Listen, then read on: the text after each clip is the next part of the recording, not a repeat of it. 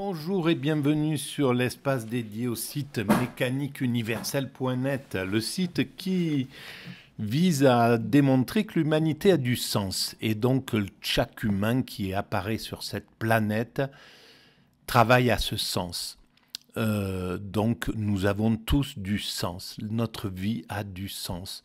Nous ne sommes pas là par hasard, nous avons une place et l'existence de tout être humain est égale entre elles. Toutes les existences sont égales dans le travail qu'elles constituent, qu'elles réalisent, c'est-à-dire conduire progressivement l'humanité à son ultime perfection. L'extase, la sagesse, l'éveil.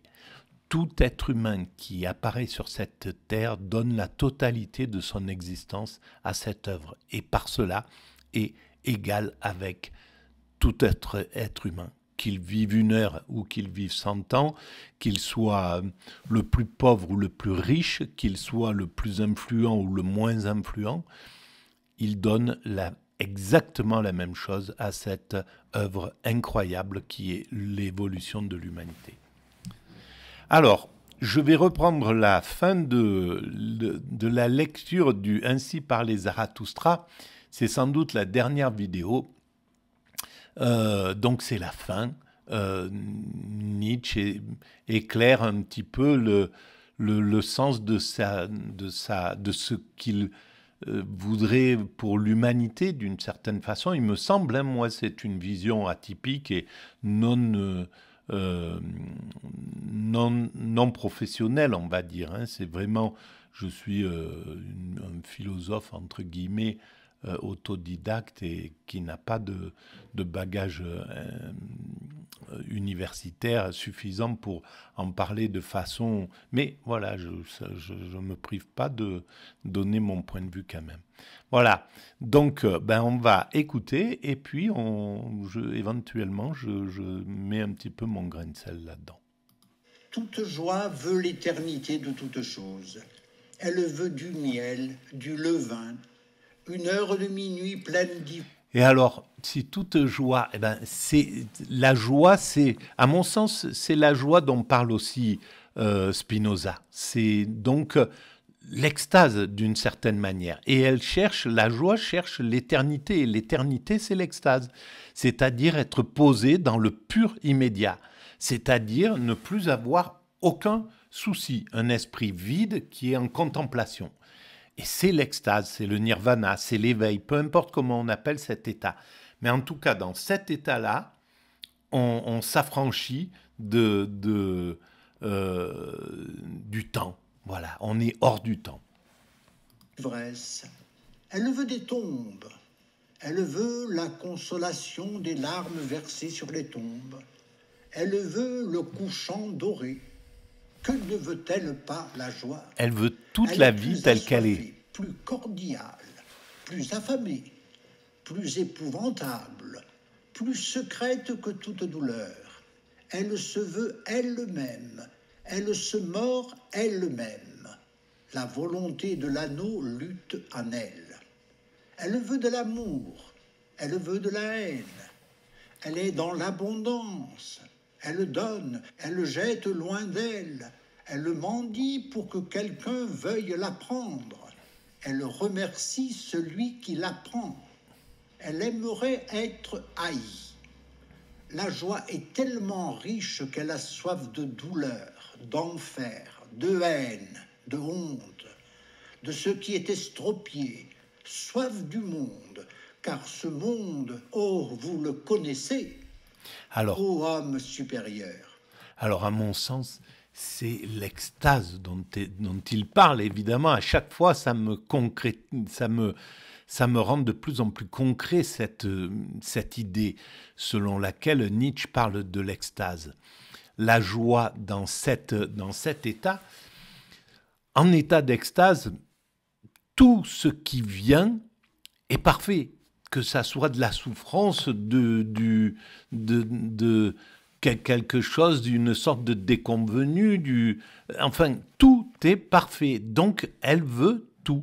Elle est dans une dans l'état d'extase, nous sommes dans un état comme un entonnoir. Tout ce qui vient de la vie rentre et embellit et fait du bien à l'existence. Il n'y a plus il y a plus rien contre lequel on se sent mal. Par exemple, voilà, moi, si je suis avec quelqu'un, ce matin, j'ai croisé quelqu'un et qui, on- qui ne montre pas ses émotions de bonheur de la rencontre ou quoi que ce soit.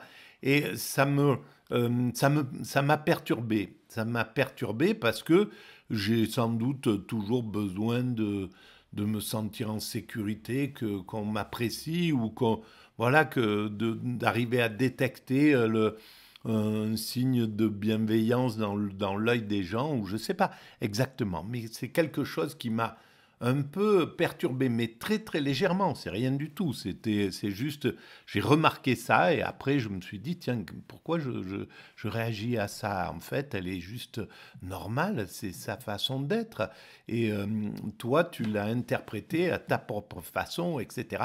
Donc tu y as mis tes propres...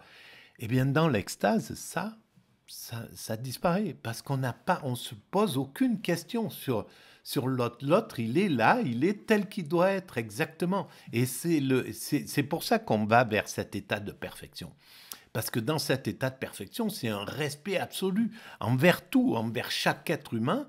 Chaque être humain est comme il est, mais la nature est comme ça, les choses sont comme ça, la vie est comme ça, la mort est une échéance, tout est accepté, 100%. Il n'y a pas de lutte, mais pour ça, donc, il faut avoir fini de construire l'humanité. Tant qu'on a encore à construire l'humanité, ben, il faut qu'on lutte contre la mort, contre l'adversité, contre les choses, pour les changer, pour les faire évoluer et pour aller vers cet état de perfection. C'est après vous qu'elle languit la joie, l'effrénée, la bienheureuse. Elle languit après votre douleur, vous qui êtes manqués. Toute joie éternelle languit après les choses manquées, car toute joie se veut elle-même. Donc pourquoi elle veut la peine. Oh, les hommes supérieurs sont manqués, n'ont pas encore atteint ce degré où il n'y a plus de regret, il y a plus où ils sont devenus des surhumains. Ils ne sont pas encore des surhumains. Et donc, oh, douleur! Oh, brise-toi, cœur! Homme supérieur, apprenez-le donc, la joie veut l'éternité. La joie veut l'éternité de toutes choses, veut la profonde éternité. 12. Avez-vous maintenant appris mon chant? Avez-vous deviné ce qu'il veut dire? Eh bien, allons, homme la joie supérieur, veut l'éternité. Chantez mon chant, chantez-le à la ronde. Chantez maintenant vous-même le chant dont le nom est encore une fois, dont le sens est dans toute éternité. L'éternité, la joie veut l'éternité, le surhumain veut l'éternité, et l'éternité, c'est le présent. Voilà, et c'est l'extase. Chantez, ô homme supérieur, chantez à la ronde le chant de Zarathustra. Ô homme, prends garde. Que dit minuit profond? J'ai dormi, d'un profond sommeil, je me suis éveillé. Le monde est profond, et plus profond que ne pensait le jour. Profonde est sa douleur, la joie plus profonde que la peine. La douleur dit passe et finit, mais toute joie veut l'éternité, veut la profonde éternité. C'est incroyable, incroyable. C'est vraiment puissant. Le matin, cependant, au lendemain de cette nuit, Zarathustra sauta de sa couche, se ceignit les reins et sortit de sa caverne, ardent et fort comme le soleil du matin qui sort des sombres montagnes. Grand astre, dit-il, comme il avait parlé jadis, profond œil de bonheur, que serait tout ton bonheur si tu n'avais pas ce que tu éclaires? Et s'ils restaient dans leur chambre, que serait ton bonheur si tu n'avais pas ce que tu éclaires?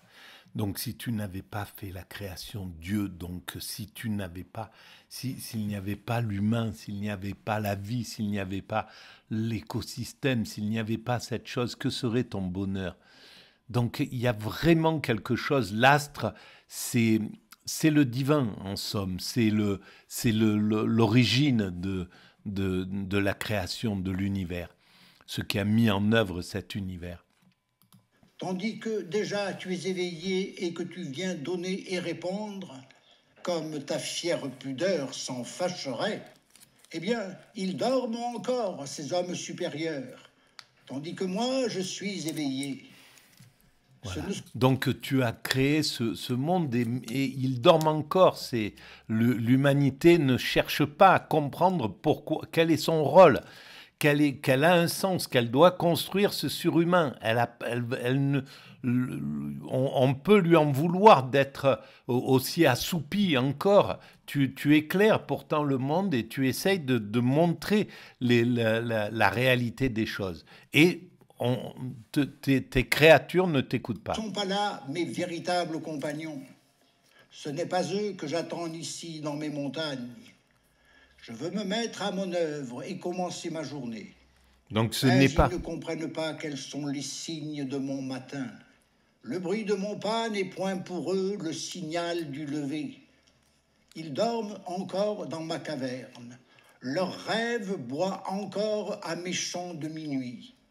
L'oreille qui m'écoute, l'oreille qui obéit, manque à leurs membres.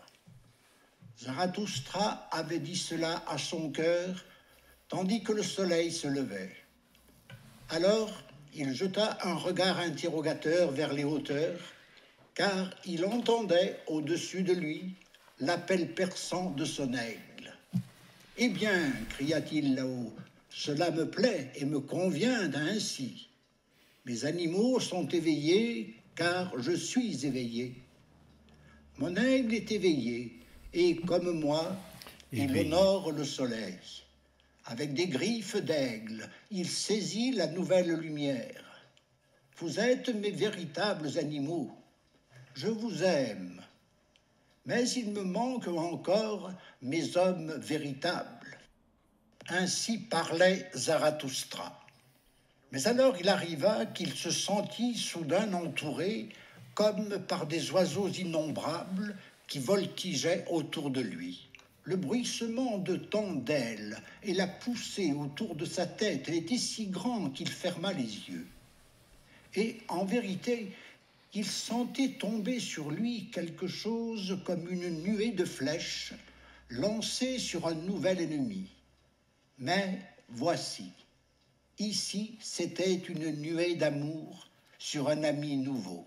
Que m'arrive-t-il? Pensa Zarathustra dans son cœur étonné. Et il s'assit lentement sur la grosse pierre qui se trouvait à l'entrée de sa caverne. Mais en agitant ses mains autour de lui, au-dessus et au-dessous de lui, pour se défendre de la tendresse des oiseaux, voici. Il lui arriva quelque chose de plus singulier encore, car il mettait inopinément ses mains dans des touffes de poils épaisses et chaudes, et en même temps retentissait devant lui un rugissement, un doux et long rugissement de lion. « Le cygne vient, dit Zarathustra, et son cœur se transforma.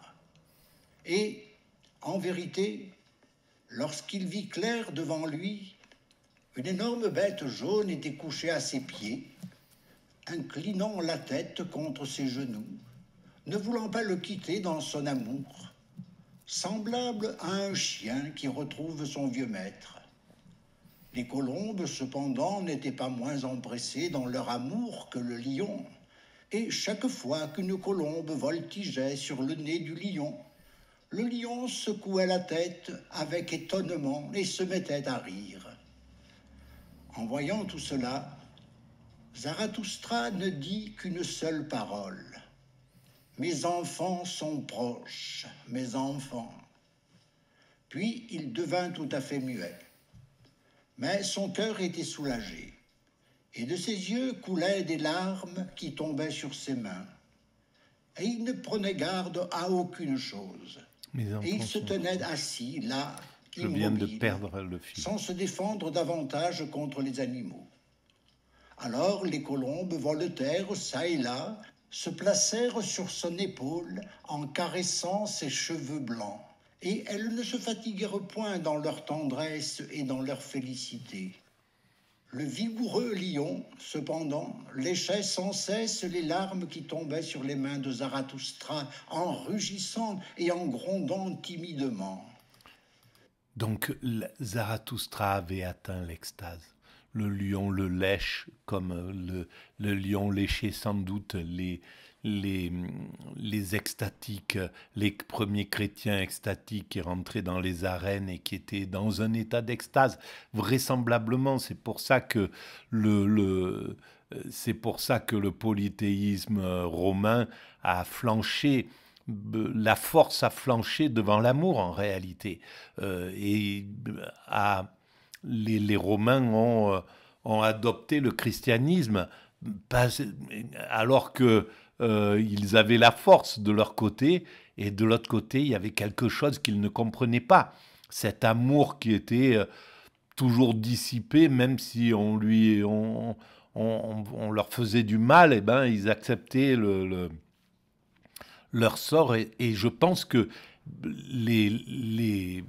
beaucoup de chrétiens qui allaient dans l'arène, qui allaient être dévorés par les lions à cette époque-là, dans la Rome, rentraient en état d'extase. Et c'est ça l'extase. Les oiseaux viennent sur soi. Il y a quelque chose, il y a une sorte d'harmonie qui se fait. Les animaux ressentent ce qui est émané de l'extase, qui est que de l'amour, qui est de l'amour absolu.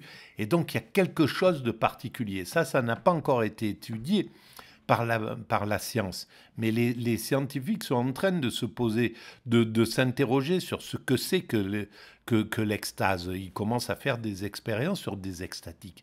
Et ils comprendront ce qui se passe exactement. Et c'est évident, pour avoir vécu une semaine d'extase et pour avoir vu des choses vraiment particulières avec la nature, je suis certain de ce que j'avance là. Voilà ce que firent ces animaux.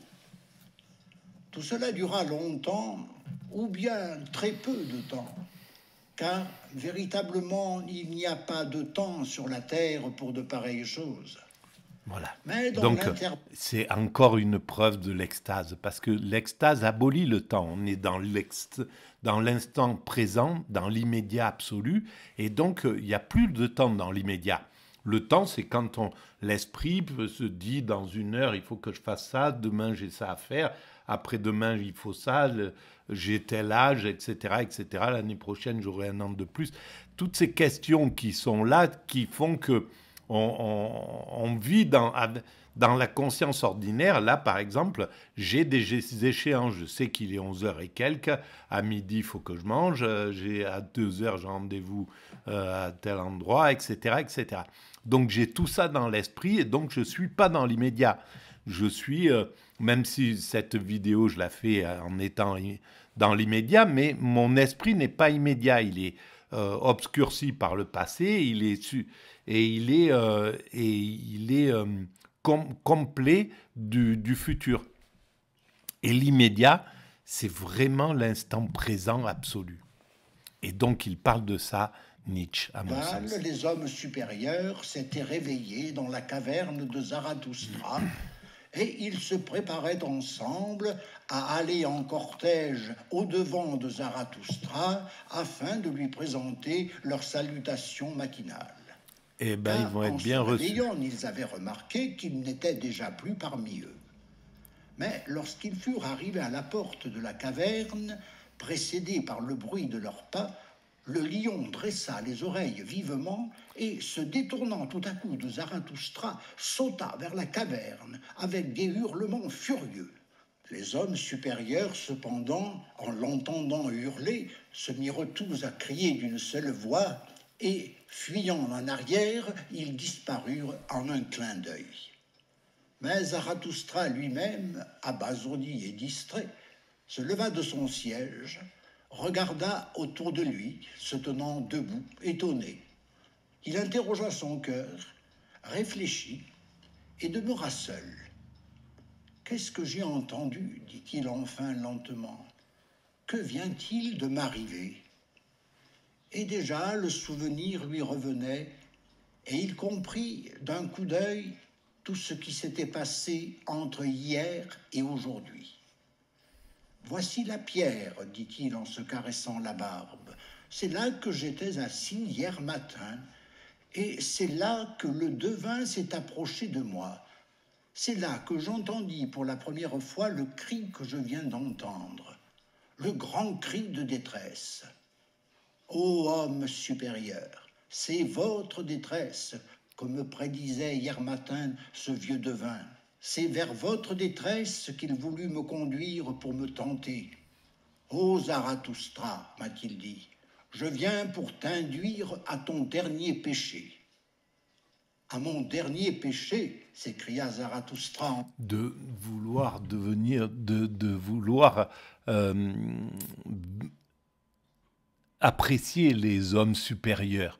En fait, c'est l'humain accompli qu'il cherche à atteindre. C'est le surhumain.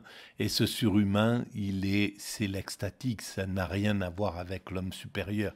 L'homme supérieur, riant avec colère de sa propre parole. Qu'est-ce qui m'a été réservé comme mon dernier péché? Et encore une fois, Zarathustra se replia sur lui-même en s'asseyant de nouveau sur la grosse pierre pour réfléchir. Soudain, il se redressa. « Pitié, la pitié pour l'homme supérieur !» s'écria-t-il, et son visage devint de bronze. « Eh bien, cela a eu son temps. Ma passion et ma compassion, qu'importe d'elles? Est-ce que je recherche le bonheur? Je recherche mon œuvre. Eh bien, le lion est venu, mes enfants sont proches. Zarathustra a mûri. Après le lion, voilà, le lion est venu, donc il a chassé en fait les vieilles... c'est la fin, c'est l'épilogue. Il a chassé les vieilles morales, les hommes supérieurs, c'est-à-dire l'État, l'Église, la morale, etc., les fausses valeurs, il les a chassés et l'enfant peut arriver. Après le lion, c'est l'enfant qui arrive et l'enfant, c'est l'enfant adulte, c'est pas l'enfant, encore une fois, c'est pas l'enfant dont parle Freud, c'est l'enfant qui a l'esprit vide, qui est dans la joie absolue, etc., et qui accepte tout ce qui vient sans remords, sans rumination, sans avoir d'a priori, en étant complètement libre dans son esprit. Donc il est proche de ça. Mon heure est venue. Voici mon aube matinale. Ma journée commence. Lève-toi donc, lève-toi, ô grand midi. Voilà. Ainsi parlait Zarathustra. Et le grand midi, c'est bien l'extase en fait. Voilà, c'est le surhomme, c'est le surhumain dont il parle, mais qui est au-dessus de l'humain. C'est pas Superman du tout. C'est bien l'humain qui est au-dessus de l'humain. Moi, je dis l'humain accompli. Nous sommes des hommes constructeurs, nous allons vers l'humain accompli. Voilà, c'est une autre façon d'exprimer, je pense, la même chose. Caverne, ardent et fort comme le soleil du matin qui surgit des sombres montagnes. Eh ben, nous voilà arrivés à la fin de ce Zarathustra, mes amis. Et aujourd'hui, je suis bien oxygéné, mon esprit est assez clair. Eh ben, c'est curieux parce que je pense que peut-être la première était comme ça, bien oxygénée. La dernière était comme ça. Et entre-temps, il y en a eu 70. C'est la 71e vidéo à ce sujet. Bon, mais on est arrivé au bout.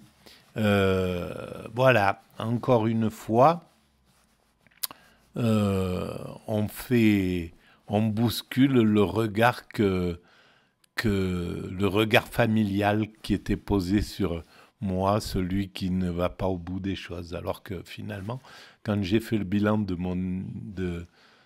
mon existence, à chaque fois, je suis allé au bout quand même. Mal, souvent, pas de la bonne façon, peut-être, etc. Mais au fond, cette image qu'on me collait, elle n'est pas juste. Elle était collée parce que elle était un peu superficielle. Voilà, on regardait ça comme ça, et, évidemment. Et peut-être il y avait des raisons d'ailleurs. J'ai peut-être été comme ça à un certain moment de ma vie. Je ne l'ai pas complètement compris. Voilà, un petit peu de psychologie à la fin. Merci de votre écoute et puis n'hésitez pas, si vous avez des questions, posez-les, j'y réponds. Si vous voulez soutenir ce travail atypique, vous pouvez mettre des pouces, donc des avis, vous pouvez écrire des commentaires, vous pouvez établir des liens avec votre propre espace YouTube, donc mettre les vidéos de la mécanique universelle sur votre site. Vous pouvez envoyer le lien à vos amis et vous pouvez surtout aller visiter le site mécaniqueuniverselle.net où je démontre ça par écrit. Voilà. En tout cas, je vous remercie et je vous dis à très bientôt.